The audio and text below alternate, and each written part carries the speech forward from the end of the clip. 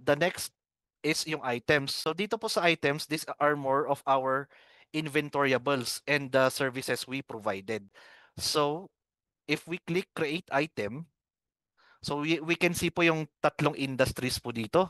So trading, production and services. So in short, this is merchandising, this is manufacturing, and this is servicing po.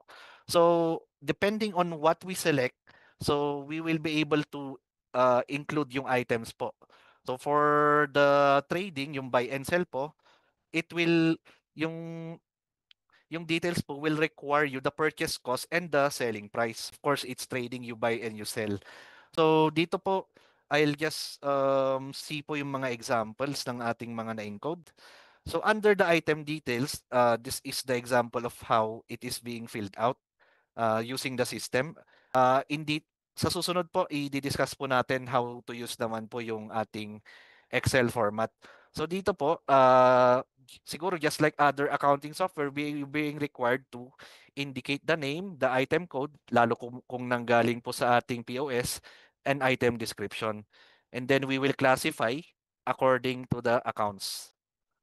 And then, of course, you have to fill out yung ating purchase and sales price.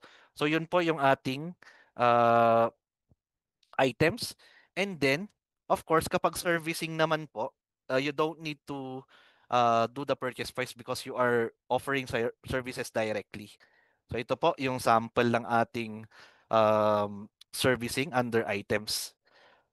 So, yun po yung ating items.